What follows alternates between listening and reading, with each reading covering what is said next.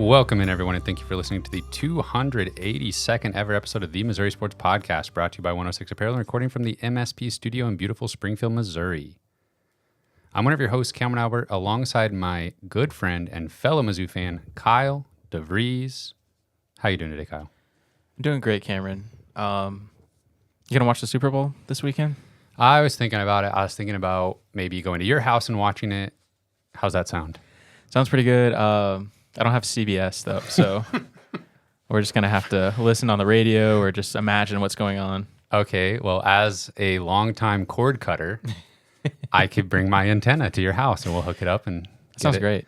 Or we could use the backup plan that I use as a cord cutter of using someone else's login on other things, namely producer Cameron's YouTube TV. Yeah, producer Cameron is just so great. He's just donated his YouTube TV credentials, and I hope there's no law enforcement listening or anything because we've stolen a lot of content that way. The FBI is gonna bust down your door mid Super Bowl. That would be bad. At least let me finish the game. Mid halftime show and disconnect your YouTube TV and put Cameron in jail for letting you use it.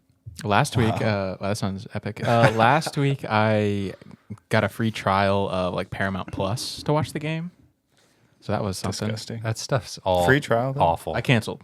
Don't worry. Great. Never got charged? Never got charged. Wow. That's what a free trial is. Good work. Thanks, man. Yeah, I thought I was doing a thing by using antennas and I signed up for ESPN Plus, but ESPN Plus doesn't let you just watch ESPN like the old Watch ESPN app used to. Nope. I don't even know how you do that. You have to still log in with a provider. Who knows? Ugh, it's awful stuff. Yeah, we actually, if we watch the Chiefs play in the Super Bowl at your house, they win. They always win. 2 for 2 doing that. Yeah. Yeah, we've watched the Chiefs play in the Super Bowl at someone else's house. They lose terribly. Yeah. So we're not doing that again. Never making that mistake again. Just come on over to my house. It'll be fine. Okay. Yeah.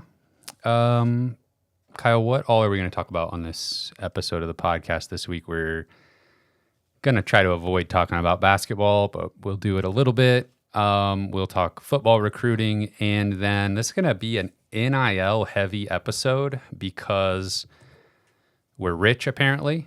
Mizzou is rich, and we're just going to be a couple of businessmen today. Yeah, this is a business meeting about college football, and Mizzou was mentioned several times in a Oklahoma Insider podcast that we listened to. So behind enemy lines. Yeah, we went to see what they were saying about the Tigers and NIL stuff. So that was a little bit interesting. And yeah, it all folds into, the business of college football. So before we get into all of that, don't forget to subscribe on YouTube, leave us a review wherever you listen to us. And of course, you can support us on Patreon, patreon.com/Missouri Sports Pod.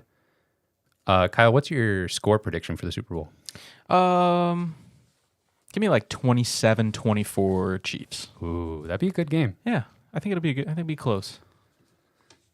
Okay, basketball. They play tonight. We're going to be done recording, hopefully, so we can watch the game, I guess. They play Texas A&M tonight. They played Vanderbilt.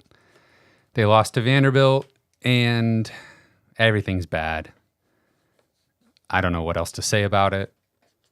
It's so bad. They're not going to win a game. Unbelievably bad. I don't think they're going to win a game in conference play. No. But that's so strange. The worst teams in a conference in a given year win 2 or 3 games. They're getting decent performances from one person in a game, and it's not enough. Yeah. Looking at KenPom, the last 3 games, obviously all 3 losses against South Carolina. Sean East, according to KenPom, best player on the floor, KenPom MVP. Against Arkansas, it was Tamar Bates. Against Vanderbilt, it was Noah Carter. Missouri had the KenPom MVP in all 3 games. They lost them. I don't know what to do. Just pretend like it's not happening. We'll see you in transfer portal season. Yep, we'll see you in the portal. Missouri plays A&M tonight, then Mississippi State and Ole Miss. Don't expect any wins.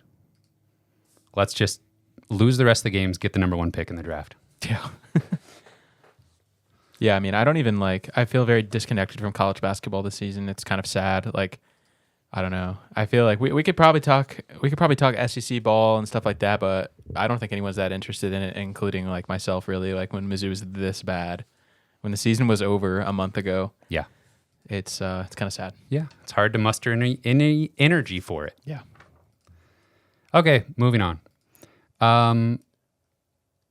Football recruiting, something that's been a little bit happier recently. I've got 2 names to keep an eye on that recently trimmed their list of potential colleges.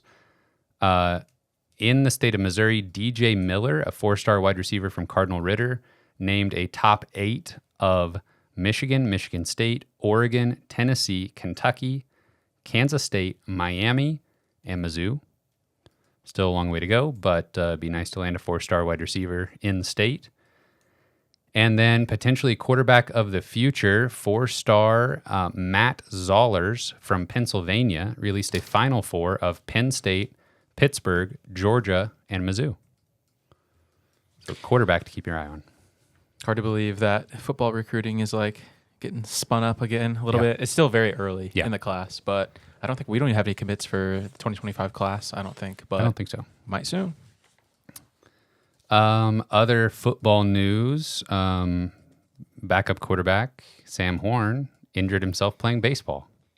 Yeah, this is not deja vu. This happened again. I don't know exactly when it happened last year, but it was probably like relatively around this time, maybe a little bit later in the year. But yeah, just another kind of ambiguous arm injury pitching, and we don't really know how serious it is yet. But, it could literally range from anything as totally innocuous, and he's going to be fine, to like Tommy John surgery. He'll be out for over a year.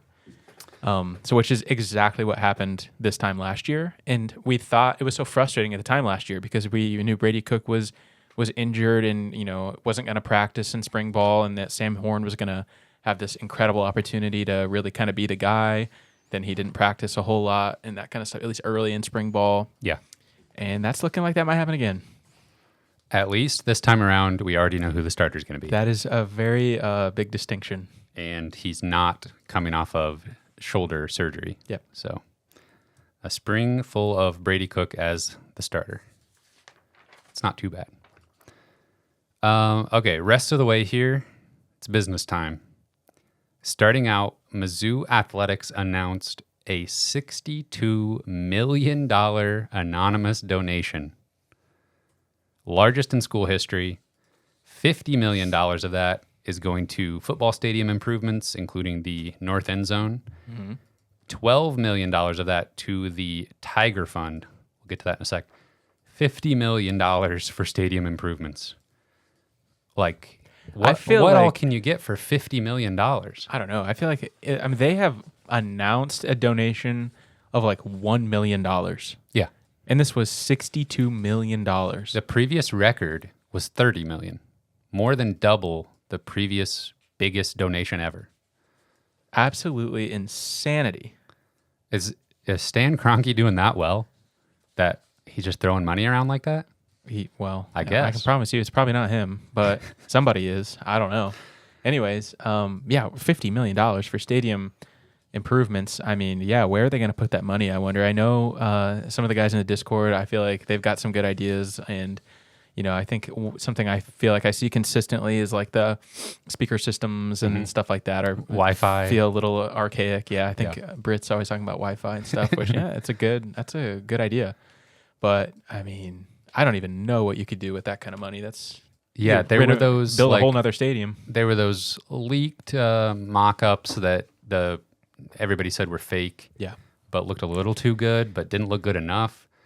There was this whole brick facade of the outside of the north side of the stadium. Yeah, they publicly announced like significant renovations coming to the north end zone a few months ago, But yeah, I don't think we ever saw any official renderings or anything. If I remember correctly, we are supposed to get more concrete, maybe even images in April. Okay. I think I remember hearing that. Well, now that they have the funding. Yeah. One thing I was thinking about was, do you think they knew, how long do you think they've known this money was going to come? Like, do you think they knew that before they started publicly announcing That's a renovations? good question. Yeah, I don't know. Is somebody's name going to be on the north end zone? Is it going to be the Kyle DeVries north end zone? Well, it won't be that, but it might be someone else's name. Yeah. So $50 million for stadium improvements. I guess, $50 million doesn't go as far as it used to. So Yeah. you need every penny of that. And The South End Zone is nice. yeah. Like, legitimately, I think they did a really good job with that. Yeah, the only complaints I don't have any issue with it really at all. The only complaints I've seen is that it's like the height of it doesn't make one continuous bowl from the seats all the way around. Yeah, I mean, with depending on what they do with the North End Zone, though, I mean, they could come pretty close to kind of enclosing it in like a full kind of oval bowl. Mm-hmm. Yeah. Yeah, give us your ideas. Tell us in the comments, what do you want added to the north end zone? Some people want a live tiger. I say no. Sounds dangerous. Yeah. It's probably not humane either. That's They're probably joking, but yeah, that sounds like I don't know how much you'd have to spend on a pointless. live tiger. I think What do you feed a live- LSU used to have a they live do. tiger. I've seen they it. still have I it? literally went to it once. I saw like the tiger in the enclosure. Incredible. Mike, his name was. Ah. He might still be alive. I don't know. I have an image in my head of like a screenshot of LSU's tiger in its cage, like looking really scared at something. Oh, I can't remember. Yeah. Just a funny image. he looked very chill when I saw him. Yeah. Now, so tell us your ideas for what you want added, and we'll do our best to make that happen for you. You think they'll keep the troughs in the bathroom? They got to get rid of the troughs. Oh, really? You're get rid of them? That's what team you're on? Yeah. That's not the north end zone though. Well, $50 million, we can surely come around to the west side there a little bit. Some people really love it, Do they? I say you're going to remove the troughs, but then bronze them, a section of them, Okay. section of the trough, and now it's a commemorative statue out front, Oh, that's just really nice. commemorating the memory of the trough. Yeah. Yeah, that'd be a really nice touch. Some people have shy bladder and they just don't want to pee in a trough, so I get it. Yeah. Yeah, you're looking at him. You're looking at one. Yeah. I'll say it. It's fine. It's part of overcoming it. It's part of the stadium experience is needing to pee the entire time. Yeah. It's true. The other $12 million going to the Tiger Fund. Now, that is distinct from, but I think a part of Tiger Scholarship Fund or something like that. I had to look it up. A lot of funds and collectives and stuff. Yes. And thankfully, right here, they have a website that says, what is the Tiger Fund? They introduced the Tiger Fund program based on the changing landscape of college athletics, aka NIL, I guess. They're a little vague on that. But they say funds in the Tiger Fund supports athletics in the following areas: travel, equipment, educational opportunities and programming, marketing programs, mental wellness support, and mental performance coaching. So as marketing programs, it's very ambiguous. Is that just NIL? Makes me think that. Yeah. Travel, equipment, those both feel like things that you already have. Mental wellness support, mental performance coaching, things you probably should already be doing. So educational opportunities. Class? Don't they? This is a college. University. Marketing programs. Yes. Yeah, I feel like there's a lot in that term, marketing programs. Just a lot of banner ads. Maybe advertising. More billboards for the Okay, signees. that makes sense. Billboards are expensive. I saw. I can't remember the whole situation. KU is playing home games at Arrowhead next year or something. Really? Because of renovations, or maybe just a fun thing. So they get to upgrade then? I guess.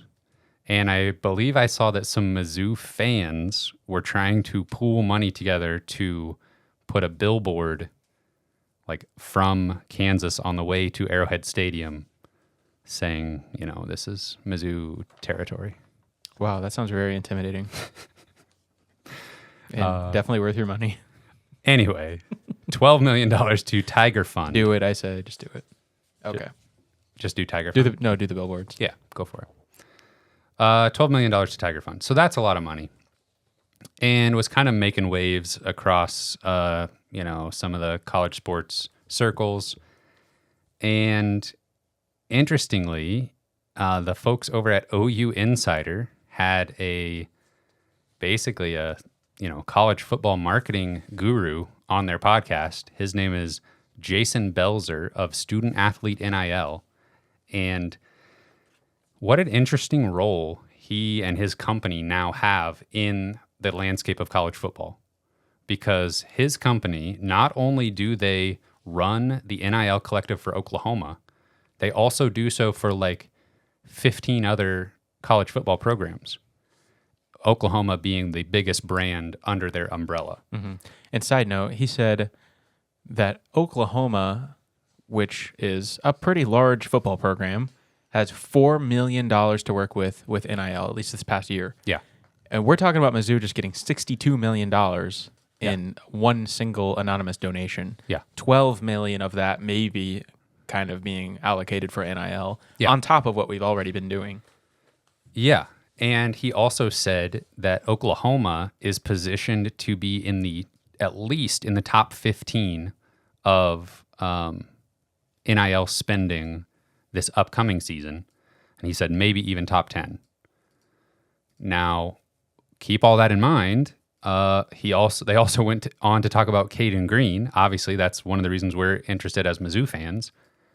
They said Cayden Green was offered 5 times the amount Oklahoma was offering him to play at Mizzou, which is just kind of insane that a $4 million NIL budget, which puts you top 15, top 10-ish in the country, you can get outbid 5x by another school just in the blink of an eye, basically. Yeah. And he was talking about kind of like the even distribution that Oklahoma players are getting paid. Like the minimum, all 80, 90, whatever scholarship players on Oklahoma's team are making a minimum of $26,000. Yeah. With the average player making $45,000. Yeah. So we're talking about maybe Cayden Green making in the $50,000 to $100,000 range, if we're just totally guessing. Like what Oklahoma would be was offering? going to pay him. That makes Yes. sense. So maybe we're looking at Mizzou offering like $500,000? $500,000. I mean, his whole thing, all podcasts long, he was talking about how transparent he and his organization are trying to be with everyone involved. So if you take him at his word, yeah.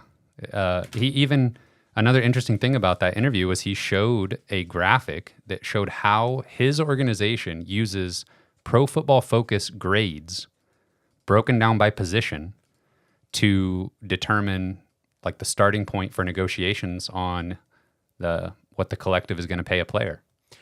Yeah, it's very interesting that they have this almost kind of like objective measure that they're using to determine what a player's worth. So when they sit down with them, they kind of say, you're worth this amount. Yeah. And there's very little room to negotiate because this is what we deem you're worth. If someone wants to overpay you, by all means, go somewhere else. Yeah. And yeah, it makes you wonder, like, okay, so if Missouri's able to offer something seemingly like they were sort of making it seem like this was a pretty outrageous offer from Mizzou to Cayden Green. Does that mean that Mizzou's NIL spend is way more top heavy to the stars of the program? Yeah, I do wonder if Missouri has kind of a NIL minimum, because at some point, if you're not willing to spend up on a star player who's going to make an impact on every down that your offense plays, is it really worth paying every single backup, every fourth string player on the team $26,000 if that's going to eat into what you can pay your stars? Right. Seems like a little bit of a interesting kind of structure. And another aspect, sort of like the Wild West aspect of all of this, is he's talking about his company the NIL collective that works directly with the University of Oklahoma to raise money from their existing donor pool to give that to the players. I don't know how much he was even talking about like brand deals that the players are getting outside of that.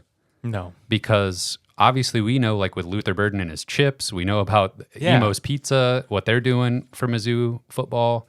And so we don't know, was Cayden Green, what he was being told, was that what Missouri's collective is contributing plus these brand deals that we have lined up for you sort of thing? Yeah, that's the funny thing about NIL, which we all knew it was going to get to this point. It just went even faster than I thought. But here we are, maybe, a year or two into NIL. And it's like we've completely forgotten about like brand deals and stuff, which is what it's supposed to be. Like Luther Burden chips, Brady Cook, Emo's Pizza, whatever it is. The local car dealership. Yes, them, kind of a win-win for the player who gets paid, a win for the company who gets to have, this influencer marketing campaign. Fan favorite type, But the way that this NIL collective that's working for Oklahoma, it just sounded like we've got a big pool of donations and we just distribute it however we want. Yeah, so it's just basically turned into legalized, university-facilitated boosters paying players. He said the word cartel. Well, he said the word cartel referring to the NCAA. Oh, that's true, yes. Yeah. Being like the governing body. Just kind of like, I don't know, skimming off the top of everything. But it's, I don't know. I feel like 10 years ago, well, I'm thinking back to like, do you remember when Frank Haith became the Mizzou basketball coach coming from Miami, and he was leaving a bit of a scandalous situation with a booster named Nevin Shapiro, who was paying players, basically. Yeah. And now, 10 years later, Nevin Shapiro can pay players as much as he wants, directly, basically. Yeah. Insane. I mean, I am all for the players getting paid. I think it's great. Yeah. You don't even have to make up a business or anything now. You can just donate it. Yeah, exactly. So I like that streamlined process and everything, but it is changing everything. Yeah. Very quickly. Right. Yeah. Man, I have so many thoughts on this, and it really was interesting to hear this guy talk. And he, I guess, kind of considers himself working for all of these universities that have hired them, but they're simply just a completely separate company are being outsourced. And man, I mean, they're covering so much. They're basically like the agency for the players and the school. They're procuring the funds from the donors, and like they're doing a lot. Well, that's an interesting aspect of it. Is he says basically his company works for OU. Okay, well then, what's who works for the players? Yeah, I don't know. It just feels like we're still in an area where the powers that be are still working their hardest to make sure that the players are at the bottom of the totem pole here. They're still figuring out a way to just make an industry Yeah. out of this entirely separate structure here. Yeah. Yeah, it is fascinating. Another thing he brought up about Cayden Green is he said, like, from an Oklahoma perspective, we don't want to dump our entire budget or, huge chunk of our budget into one player if that means we're going to miss out on two. He literally said, related to Cayden Green and his payment, that would prohibit them from bringing back a starter on offense and a starter on defense. And, okay, that I guess is true for Oklahoma. That's what he's talking about. But Cayden Green coming to Missouri, I did not see or sense any players that, still landed Toriano Pride, who I have to believe is going to be, at the top of Missouri's NIL spend or close to it. And, you still signed Williams Winery out of high school. So, I don't see that being a problem for Missouri.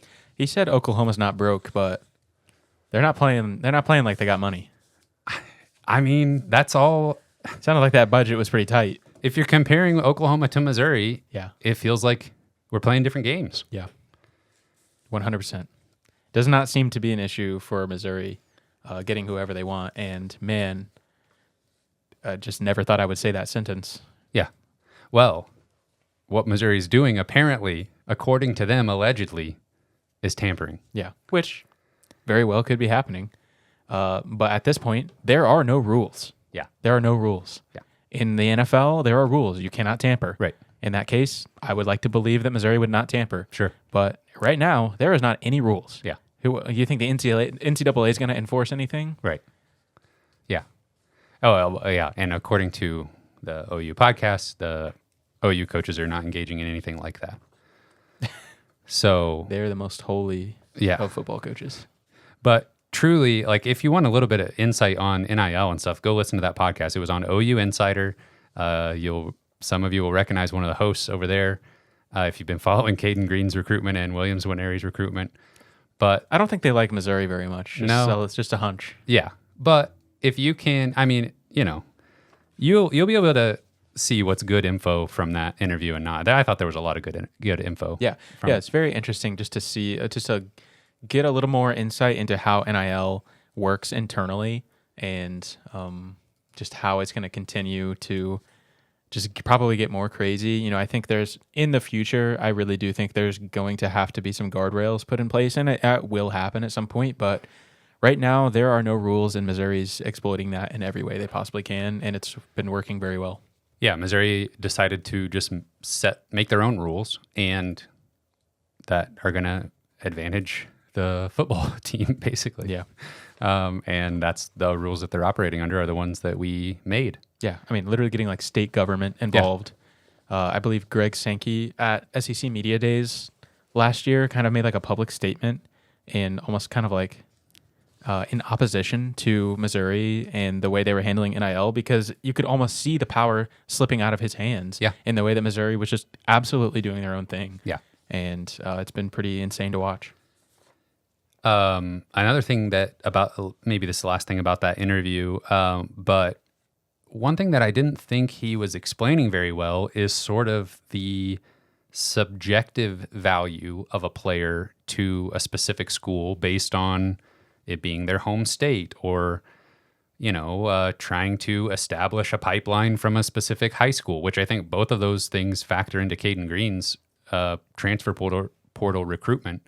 But you could see that applying to all kinds of players, and depending on who you're losing at that position and like what your depth looks like and the timing. Like for Missouri's case, it makes a lot of sense to go out and get a in-state recruit that you missed on at a position of need at a time where you're, as a program, you are, aiming to be in the college football playoff next year. All of that subjectively, regardless of, where Cayden Green lands on the chart that he showed, means Missouri's going to spend more for him. Yeah. Yeah, it was like they were unwilling to consider any nuance in the situation, and that Cayden Green's just static value based on his performance on the football field is this. We're unwilling to waver from this number. And so Missouri said, okay, thank you very much. We will have this very momentous recruiting win. Yeah. And towards the end of the interview, they did sort of discuss more like where the sport is headed regarding, the NCAA. And another piece of this is the fact that the SEC and the Big Ten just announced what they're calling a joint advisory committee, which when I was first reading the articles and stuff, it's like, oh, okay, this is a power play to, sort of lead towards an ultimatum for the NCAA. It's kind of what it seems like to me. The official statement released by the Big Ten was less intense, I guess. It was just kind of saying, the two conferences, the schools, athletic directors and coaches and stuff want to get their heads together and make sure that they're on the same page as the two most powerful conferences with where the sport is headed, specifically about NIL and stuff like that, transfer portal stuff, I assume. And it does feel like eventually the SEC and the Big Ten, through this partnership, will basically tell the NCAA how the NCAA can be useful to them. Yeah. Yeah. Here's how you're going to govern us. Yeah. Or we'll find somebody else to do it. Yeah. But how absolutely wild. How all of this will affect like this is all just college football. Yeah. Yeah. How will this affect the other sports? How will this affect women's sports? I don't think anybody's thinking about it. It feels like there's danger. It feels like there's danger around, but it's so complicated and so convoluted. There's so many parties involved, so many moving pieces. Every step of all of this has felt like we're not going to know what's going to happen until it happens. Yep. Yeah. The slippery slope logical fallacy is, I believe, a logical fallacy, but in this specific situation, I believe that if your fear of paying players, 2 or 3 years ago, if you were afraid of paying players was going to lead to bigger problems, you probably were right, at least in that very specific scenario, because it has become completely out of hand. Like the fact that this industry there's so much emotion, there's so much money in college football that once one person does something, nobody wants to be left behind. And now everyone's just scratching and clawing to do everything they can to stay relevant. And man, it's just, I don't know where we're headed. And I just can't believe that there hasn't been more movement on trying to get some guardrails in place, because it's like, how do we contain this beast at this point? Yeah. Well, that's the thing. What I always go back to is the conversations that you're referring to from 3 or 4 years ago, where it was like, paying players, what's that going to lead to? Well, needing to compensate players is what happened as a result of college football becoming the enormous business that it is. Correct. So if you're worried about paying players, should have thought about that before ESPN and TV CBS deals and NBC were pouring millions and billions of dollars into the sport. So so I guess at the very root of all of this, we can be happy that the players are being compensated. Their families are, are being compensated for what their son is doing. Yeah. But so that's good. But oh my gosh, like everything else is insane. And what we probably should have known was going to happen is that it would just become only a recruiting tactic, really. Mm-hmm. Just it happened even faster than maybe we saw. Yeah, and it makes me think, what we'll see in the next 3 years, 2 or 3 years, it feels like the acceleration is not done. And I think we're going to see that kind of ripple into coaching. And we've seen some pretty legendary college coaches just kind of throw up their hands and retire or move to the NFL. So it'll be interesting to see how that continues to happen, if coaches want to adapt or if they just want to be done with it. Speaking of coaches, I thought this was an interesting tweet from Kirk Herbstreit. I've mentioned before on the podcast, I'm a fan of Kirk Herbstreit. I feel like he's a pretty level-headed, reasonable college football guy, and he's just incredible on the mic. He carries Thursday Night Football. That's true. I hope he's in the new college football video game that comes out. But this tweet from Kirk Herbstreit I thought was interesting. He was talking about college. The context here is college coaches leaving for the NFL.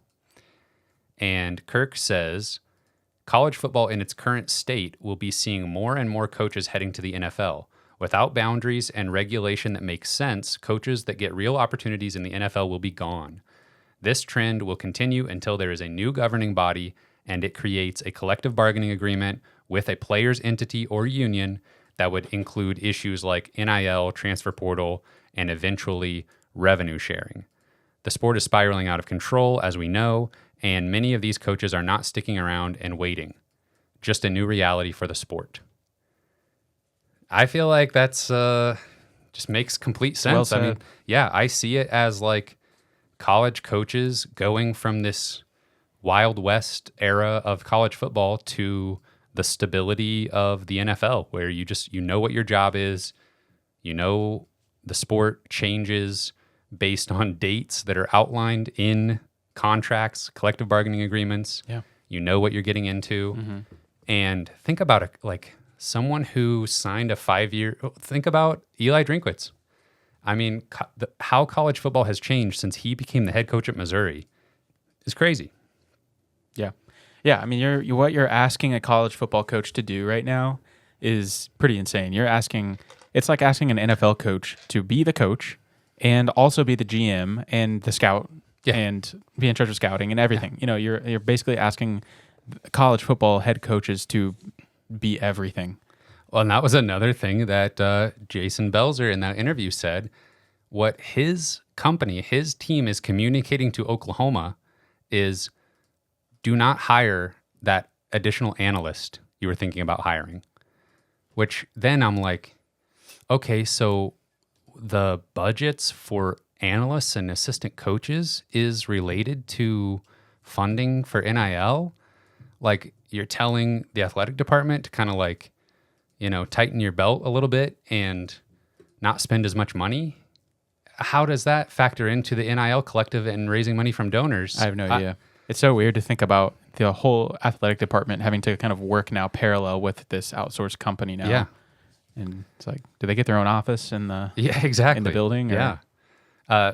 Now Mizzou has their in-house. Well, I don't know if they would even admit to that. That's another thing. Is like, are these people like employees of the university? Who knows? But every True Tiger LLC is its own thing, I guess. But it is the preferred, I'm quoting, preferred NIL collective of the University of Missouri Athletics. And I'm pretty sure Lawrence Bowers is one of the more public facing people in that organization. It's wild stuff. It just all became like, it just was built so fast. Yeah. Just all these collectives and everything. So it's wild, man. I feel like maybe, I don't know if this was on the podcast, but I feel like a while back I sort of speculated like we're headed towards scholarship contracts basically that include NIL stuff. It seems like we're headed towards players signing a contract for a certain number of years guaranteed for these benefits. And like saying that a year ago, which is probably about when you said it, was probably like kind of almost like a wild take. Yeah, at that time. I would have said like, I don't know, maybe 4 or 5 years from now, which maybe that's the timeline we're still on. Yeah. But scholarships seem like such an incredible afterthought right now. Yeah. Well, yeah, that's another crazy thing. Dennis Gates has talked about how the number of scholarships you have for a basketball team is basically irrelevant. With NIL, we'll buy scholarships. Yes, with NIL, we can basically just turn these funds into a scholarship for the player and call it good.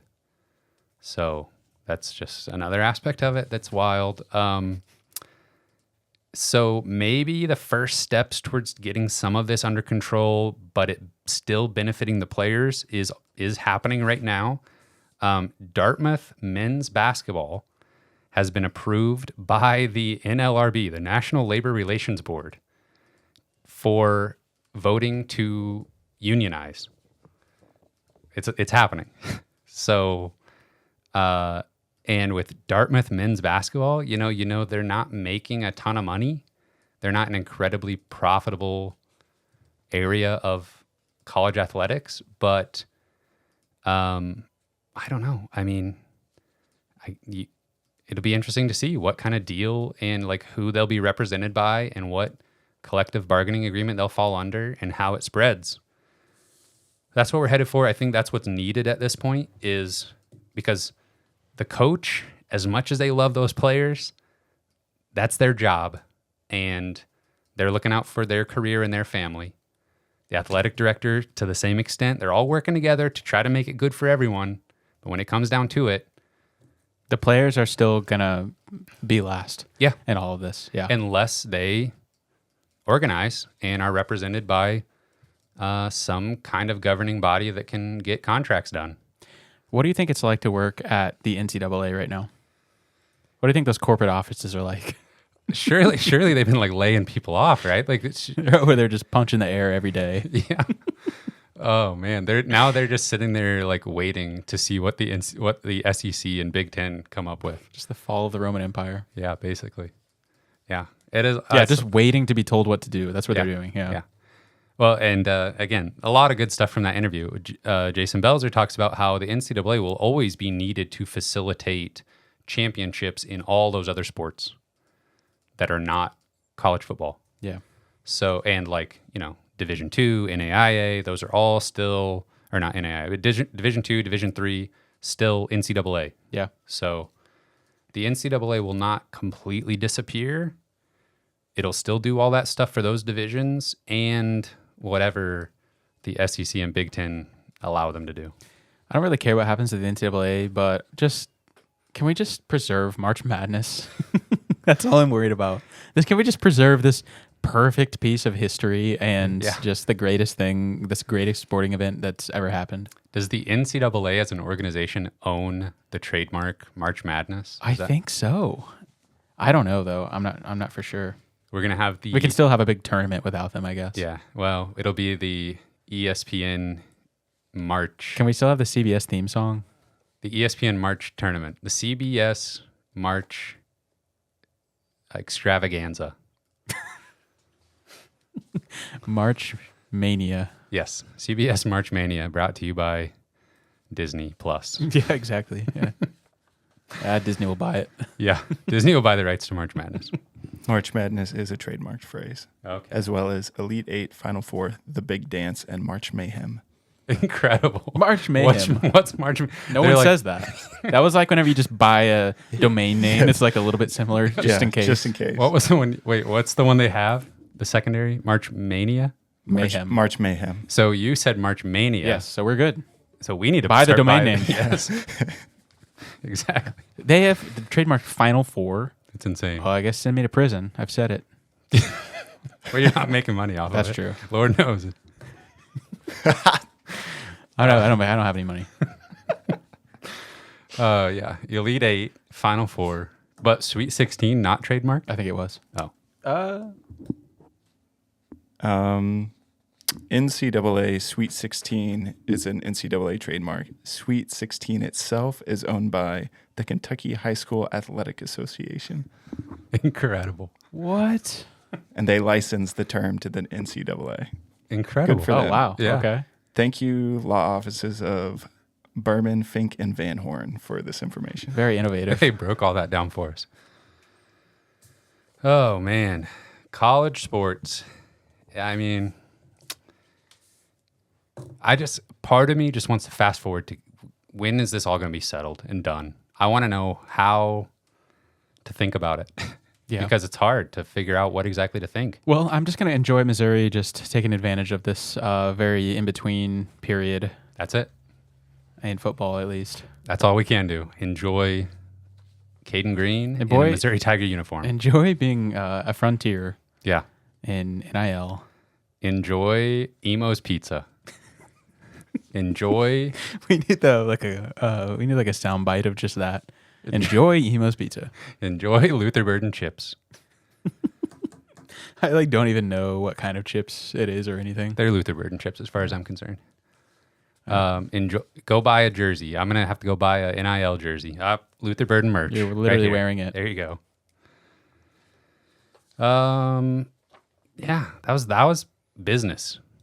Business can be fun. Yeah.